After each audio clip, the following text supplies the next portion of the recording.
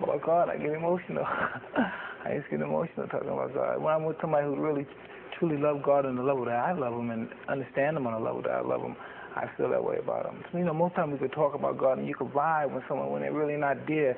So you just go to the motion for your own salvation. You explain to them about Islam and the way of Islam, how it is, wholeheartedly and truthfully. You know what I mean? Which there's no compulsion, there's no hatred. It's insane how different religions have different variations, and we're supposedly be the same under the same God, which is Allah. And it's a complex situation when we deal with religion.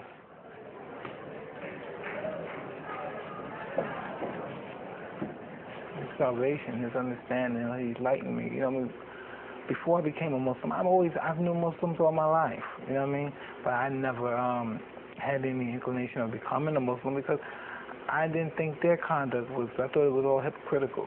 But then when you run into people, individuality allows people to act certain ways, and certain people conduct themselves in other ways, and certain people conduct themselves in ways that are different from that. And I was just saying, a Muslim is just your conduct. And when you conduct yourself Islamically, and only God can judge you, basically. You know what I mean? Men judges men's action, God judges your heart.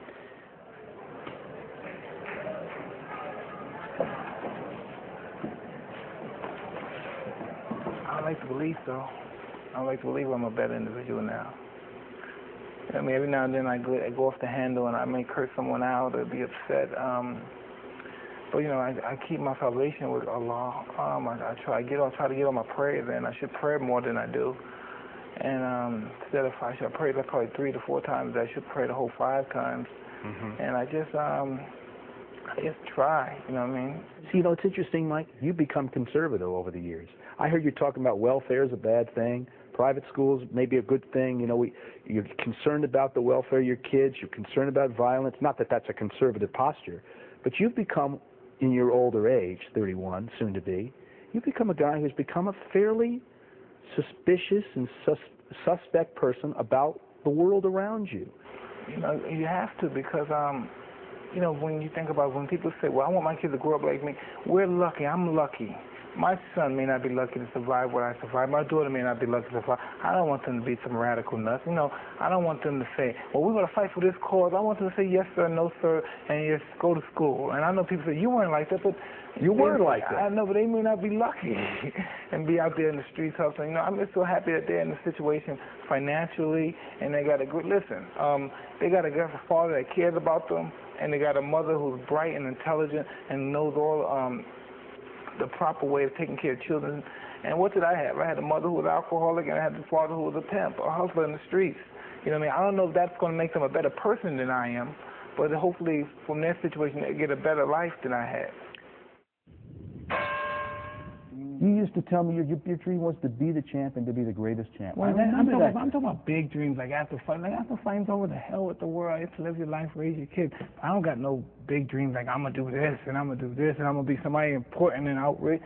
Nah, man. Me being champ or me being a fighter, just being one of the guys. You know, that's not nothing serious. People take it more serious than it really is. Life is taken too serious.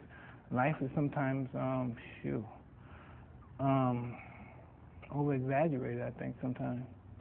You told USA Today last week that the biggest mistake you've made in your life was to get involved in boxing in the first place. That's hard for me to believe. Now, all the great things that have happened for you, I mean, there's been a lot of bad things. More bad than good. But not because of the sport of boxing, not because of what you did in the ring. No, listen, boxing exposed me. Because the people in boxing exposed me. The only reason that other people took pot shots at me because people in boxing did it. When they saw people in boxing, the writers take pot shots, write books, try to get off and exploit me. Inadvertently, they felt that it was okay, they can do it too. So everybody just took shots at me. That's how come a guy like me, what chance do I have? I have no chance in this country. I can never have started a good life, a healthy life in this country. Because it's widespread that I'm just a bad apple. Do you have more regrets than you have dreams? Yes. I mean, I'm just happy one fight at a time. You know what I mean? I'm not racing to grab no title. It's one fight at a time and establish my livelihood. more so than just anything else. You know, I'm a human being. I've never been perceived as a human being. Never. I never always been perceived as a freak, an animal, some young kid that's the strongest guy in the world, or something like that. I've never been really perceived as an animal because I never broke down or cried or showed much emotion about anything that I endeavored. And so I never really been perceived as like a human. Because when people speak of me, they don't speak of me as somebody with feelings or emotions or anything. You got 4 kids? 5? 4. 4 kids. 4 kids, including a brand new baby. Yeah. 4 kids, brand new baby. What should they think of their daddy? That's important, what they think. No one else. It's not important what anyone, it's important what your kids think, what your wife think. What should they think of you? I don't know, they should, they all have different, man, my wife is 2 different, I really don't know my wife that well, understand her. And I'm sure she doesn't understand me because I'm so wishy-washy sometimes. But and some people, that's their main objective, to sit down, to study their mate, and to know their every move for they can. I don't really care. Either you're with me or you're not. What do your kids talk to you about? What do you think? It's love. It's all about love. It's all about kisses, love, taking them to Jeepers and taking them to little restaurants, feeding them, helping them with homework. You're just a daddy to them. Yeah, it's real simple. You would hope that they would someday get all the information and still admire you as their father.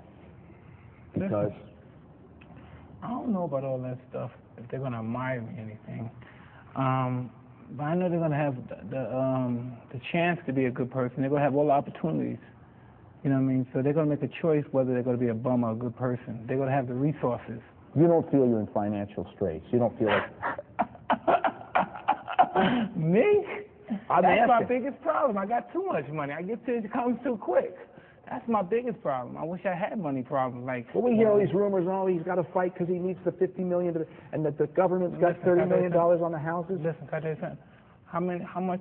If I owe people $20 million, how many times do I have to throw my right hand to get $20 million? The reality, how many times do I have to throw it? Are you saying that you're just a mercenary now for the money? I don't know. There was a time, Mike, where you fought because you loved it. You wanted the title. The money was great, but it really wasn't the motivator. Well, I didn't have 4 kids and a wife. You know, I didn't have those responsibilities then. So I could just fight one day after fight, go grab a girl, and just, come on, let's go to Bahamas for 2 weeks and just hang out. Then if I get tired, I say, well, you go back home and cost money. You know, you can't do this. What's it like to go to a sheriff's office and to have to register as a sex offender? I don't know. It's just no. Did it feel demeaning to you? No, I have no. I don't get embarrassed. I have no dignity in that perspective. Like when I was there, right? There's nothing but ladies. Like there's nothing but ladies in the sheriff's office. So the lady said, well, what did you get convicted for to be here? Well, I said rape. And I said real loud. My friend said, no. He said, sexual assault. And the lady started laughing. There's rape. They said I raped somebody. You know what I mean? But after those old ladies came, hugged me, kissed me, I signed their autograph. Because anybody that's a sophisticated adult and they seen the situation that happened, that's bullshit. You know what I mean? But you didn't rape her. Listen, we're not going to go. I don't want to touch it too much, but it's so much bullshit. Yeah, I raped her. Give me a break, okay? Remember Raging Bull, the movie? Yes. There's that scene with Jake LaMotta. I think it really did happen, but it was in the movie. Robert De Niro, as Jake LaMotta, starts banging his head against the wall. Why? He was in prison, right? Yeah. Did you ever feel that way? I'm too sophisticated to do that. It's just, I'm no fucking brute. Just things happen, and I said, well, listen, I screwed up, this happened, and we deal with them. Custom Auto taught me how to be. He was a strong man. I'm strong, and I'm mean. And there's nothing that could break my spirit from that perspective. Nothing's going to make me get on there. I'm never going to get on my knees to no one.